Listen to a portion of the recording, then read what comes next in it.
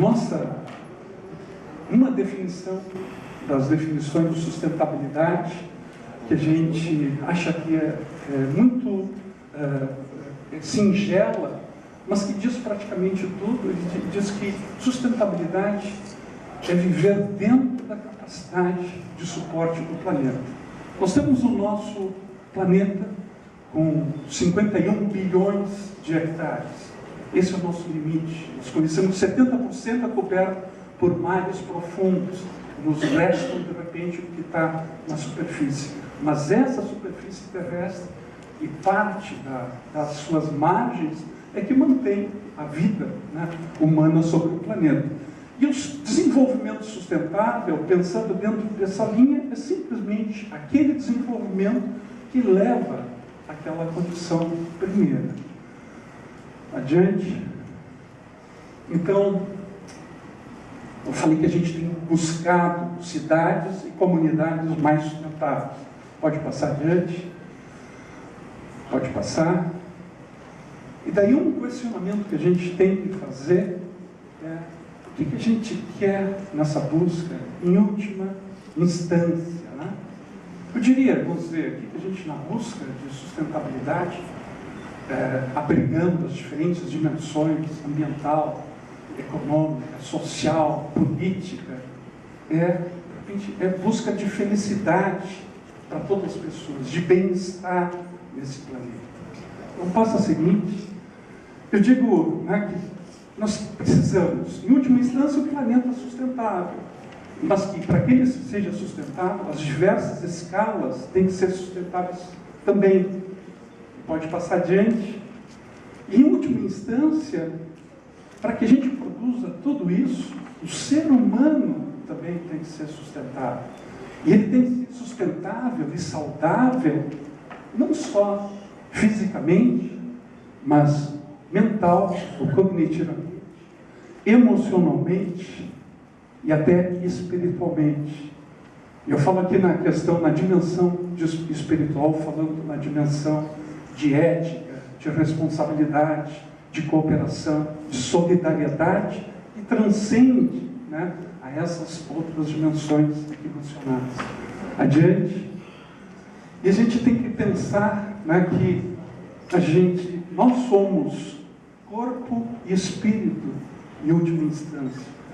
Sendo espírito, tu pode entender como tudo aquilo que não é corpo, que não está ligado diretamente ao corpo. E um e o outro têm necessidades distintas. Pode passar adiante. E a gente pode se concentrar, de repente, né, que cada um dessas dimensões precisam de alimentos de qualidade, ser nutridos em termos de qualidade. Alimentos de qualidade para o corpo, para o intelecto, para a alma e para o espírito. E existe, vamos dizer, não vou também me aprofundar, formas como diferentes pesquisadores, pensadores, filósofos entendem esses diferentes alimentos, inclusive do ponto de vista da medicina, do que é saudabilidade física, né? E pode passar mais uma, né? E se a gente se concentrar só no aspecto físico do ser humano, vai ver que é um complexo. Nós somos um complexo físico, né?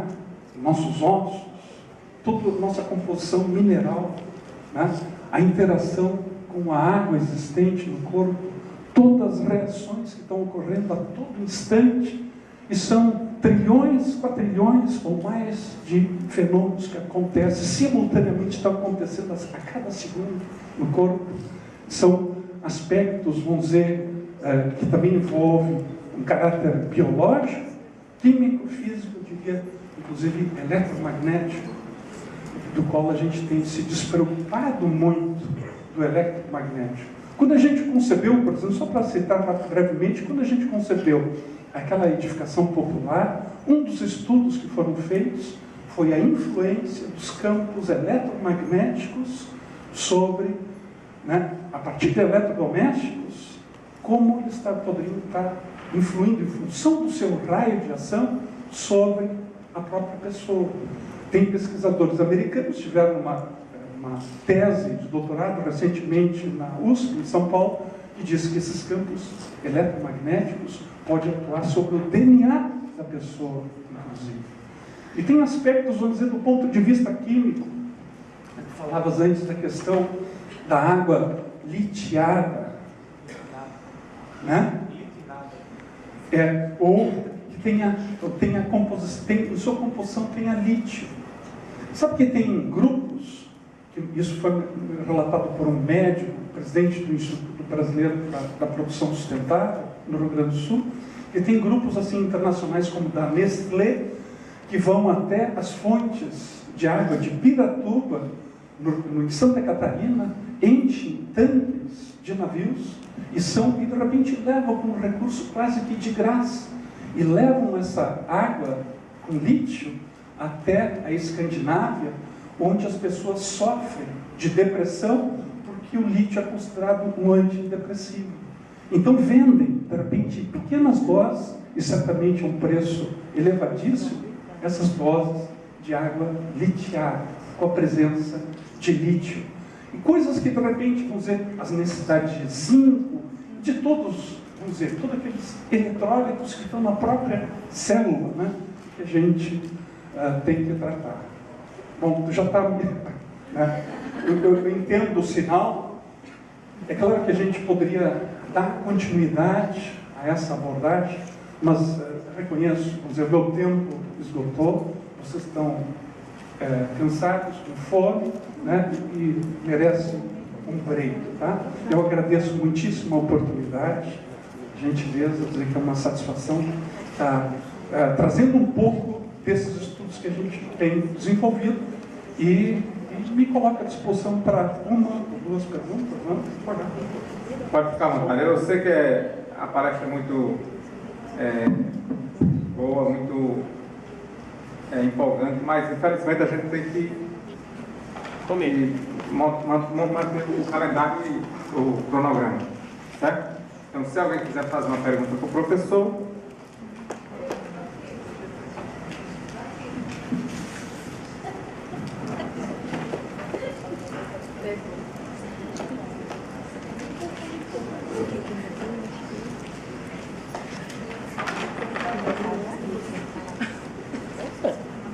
Bom dia, meu nome é Maria das Dores, eu estou terminando o mestrado aqui na UFPB em Desenvolvimento e Meio Ambiente. E a minha pesquisa é voltada para a descentralização do licenciamento ambiental, aqui no estado da Paraíba. Então, recai bastante nessa questão da municipalização do meio ambiente. Então, como na sua palestra você falou exatamente essa questão da participação do poder público, a importância, principalmente dos municípios, eu ouvi bastante você falar, como também na minha pesquisa eu obtive vários dados do estado do Rio Grande do Sul, um número avançado de municípios já atuando nessa questão do meio ambiente. Eu gostaria de ouvir de você, como é essa participação dos municípios lá, se existe, se atuam verdadeiramente, e o que você considera que seria necessário para que os outros estados se desenvolvessem nesse aspecto. Bom, como tu esperarias, isso varia, claro, de município para município, né? Tem aqueles que são mais partícipes, mais interessados, mais abertos, mais cooperativos. Mas o que eu vejo, vamos dizer, o essencial é essa questão de conscientização, de conhecimento, de levar as pessoas, de repente, a conhecer um pouco mais desse universo que é sustentabilidade, da importância de entender um pouco melhor, né, as nossas relações com vida e natureza de uma forma geral. Isso inclui aqueles que são por nós eleitos e que nos representam na condução, em última instância, das nossas vidas, né? Mas eu disse, isso é variável. Município por município varia. Nós temos, em função de uma história, assim, com ambientalistas como José Lutzenberg, que foi secretário especial do meio ambiente e lutou muito contra a questão de poluição em Porto Alegre, né? Nós temos um histórico, assim, de lutas, né, em prol de uma maior sustentabilidade. Mas isso está na cultura de cada cidade, de cada povo, e enquanto a gente atuando em universidades, fazendo pesquisas, né, nós estamos como que a missão de contribuir no maior esclarecimento, e só assim a gente vai ter condições de mudar alguma coisa. Né, bom dia, professor. Sou do Rio Grande do Norte e eu tenho uma pergunta específica do meu estado, que se abrange para os outros, acredito. Nós temos um problema lá de impacto ambiental bem atenuado com as cerâmicas, né, produção de telhas de tijolo principalmente. Que formas, você que é um estudioso da área, quais as tecnologias alternativas que a gente tem? Tendo em vista que as tecnologias para essa área são um pouco caras, pelo que eu pude perceber, e como complemento da pergunta, o governo poderia entrar em que ponto aí para subsidiar essa reutilização de materiais, quem sabe, como sugestão? Obrigado. Diz que a indústria cerâmica é bastante impactante lá. Tá? Eu acho que isso é uma das facilidades, ou um dos avanços que a gente tem no Rio Grande do Sul, que é uns órgãos ambientais, a Fundação Estadual de Proteção Ambiental e Secretaria do Meio Ambiente, criadas e colocando limitações a determinados impactos, né? Principalmente de exploração de jazidas, na gestão a sério de pessoas, de mão de obra. Porque, de outro lado, o que as nossas pesquisas sobre a indústria cerâmica no Rio Grande do Sul mostraram é que elas não são tão impactantes quando faz a comparação com outros materiais. Muitas vezes, eu digo o seguinte, muitas vezes todo dia eu estou utilizando tijolo ecológico, provavelmente lá também, uma composição de solo e cimento. Mas quanto de cimento tem nesse solo cimento?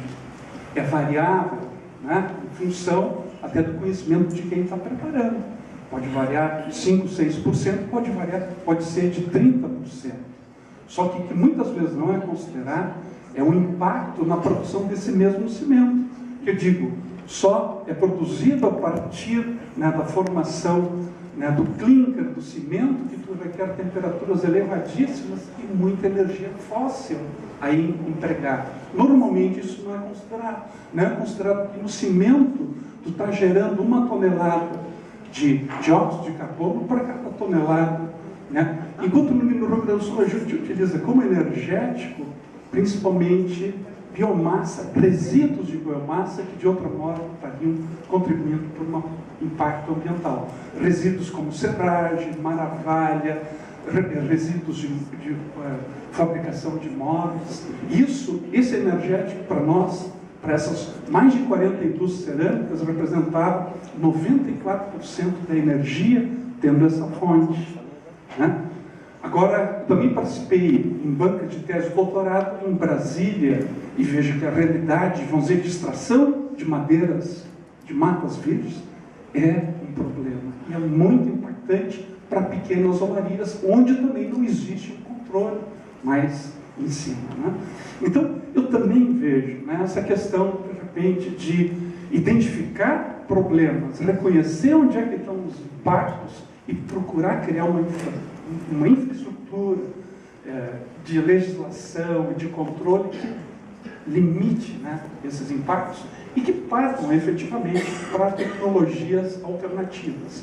Eu digo, em função do esgotamento de recursos energéticos fósseis, o nosso horizonte de produção de aço e cimento não é mais de 30, 40 anos. Antes começa, se o preço, em função do esgotamento, seu preço suba astronomicamente. Então, tecnologias não convencionais vão ser cada vez mais importantes. Isso vai também ajudar a conformar novas cidades, né? Cidades que não tenham mais esses pigões, vamos dizer que eu digo que são um impacto ambiental, um impacto considerável não só fisicamente, mas para a própria qualidade de vida das pessoas que estão morando, para as crianças e idosos que estão morando, de repente, lá no 25º andar, né, praticamente com uma comunicação só virtual com o mundo. Né? São impactos, vamos dizer, nessa conformação das próprias cidades, que vai ter que ser mudada em função desses horizontes, desses cenários, né, antevistos. Obrigado.